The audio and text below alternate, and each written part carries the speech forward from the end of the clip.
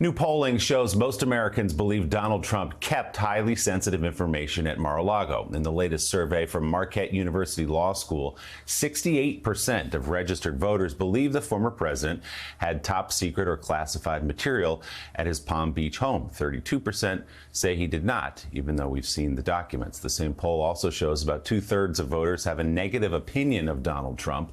Just over one-third say they view the former president favorably. 34% is Donald Trump's current favorability rating in the country. The approval for the current president, Joe Biden, however, sits higher. 46% of registered voters give the president positive marks. That is up 9% just from July. When asked about a potential rematch between Trump and Biden in the next presidential election, Biden is ahead of Trump by 6 points. Biden also edges out Florida Governor Ron DeSantis by 5 points in a hypothetical matchup.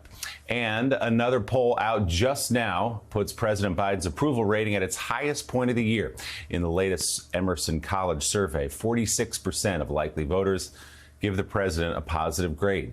That's up 5 points from July and up 7% since May. Let's bring in Pulitzer Prize-winning columnist at The Washington Post, Eugene Robinson, and White House editor for Politico, Sam Stein. Good to see you both. Eugene, this follows a trend for President Biden that we've seen in other polling in the last couple of weeks, which is that from his low point a couple of months ago, he is now seeing progress, perhaps rewards for some of the legislation that's been passed and some of the things he's been doing just lately. Yeah, I think he is seeing some rewards, and so his approval ratings now seem to have gotten back up into the non-catastrophic level at least, and are getting pretty good actually for a first-term president at this point in his presidency. I mean, there's usually a dip.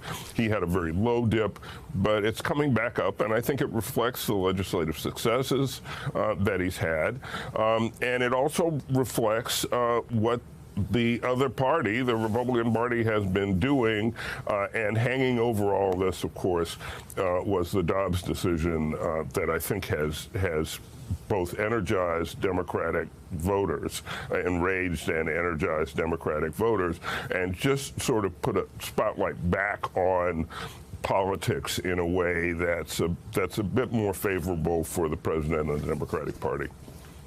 Yeah, and Sam, to Gene's point, if you look inside this poll, only 30% of the people surveyed in that Marquette poll believe Roe should have been overturned. 90% of all Americans believe there should be exceptions in abortion, even if they support it for rape and incest. And of course, we've seen some of these extreme positions among people running for high offices across the country among the Republican Party. Perhaps some of that extremism explains Joe Biden's lift in the polls as well. Yeah, I think a few things are happening here. Obviously, the Dobbs decision has energized Democrats. You see that in registration numbers across various states where Democrats are signing up to vote, women in particular. You see that in enthusiasm to go to the polls, which you see Democrats doing better in those numbers as well. And to Eugene's point, I think you see it in Biden's approval rating. Although my contention is that Biden's approval rating is as much about falling gas prices, which is this tangible thing that you see every day driving to and from work, literally in these neon signs, as it is about Dobbs and anything else. I think Biden benefits from people not feeling pinched at the pump.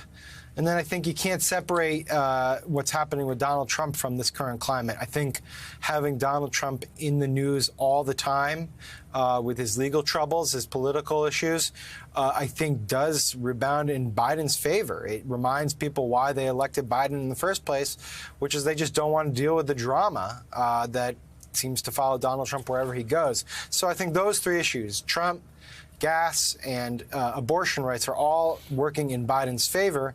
The question is, I guess, does it stay that way for however many days? What is it, 50 or so until we vote in November? Yeah, Gene, if you look at Donald Trump's approval rating in that first poll, that Marquette poll, he's at 34%. If you look among independents, he's only at 30%. So his support is coming mostly, obviously, from Republicans, where he's at, 3/4 of them still support him. But then with this Mar-a-Lago documents case and the investigation, 2/3 of Americans believe that, yes, the former president did take those documents from the White House and bring them to Mar-a-Lago. This all has to sort of be weighing over Donald Trump's decision, does it not, about whether to run in 2024? Well, I think what really weighs on Donald Trump's decision is what he thinks will keep him out of worse legal jeopardy. I've always thought that Trump will announce and try to run or plan to run or pretend to run, if only as a way to try to insulate himself from all the legal trouble that is closing in on him. And he'll claim it's all political. He's a candidate, he's running for president again, and he's being persecuted by the Democrats. That'll, of course, energize his base. It's not clear that it'll do anything for the voters he would actually need to become president again. But I've always thought that that's his sort of plan, and I think that's what he's going to do. So, remember, Donald Trump doesn't necessarily react to rational signals like this. You look at polling like this, and you would think, gee, I've got no shot. This is, 30% among independents. That's not going to get you elected. But he's got other considerations. His fortune is being threatened in New York by Tish James. His liberty is potentially threatened in Georgia by Fani Willis, the prosecutor down there. The committee is still meeting. The Justice Department is investigating. He's got all these legal problems that are closing in on him, and one or two or three, he's got 4 or 5. That's a lot. So he's definitely on the defensive now, and as he always does, just making stuff up. Like, I can declassify documents just by thinking about it, and yes. And the FBI planted documents in my place. But the justice system is now saying, okay, put up or shut up, and he's going to have to shut up.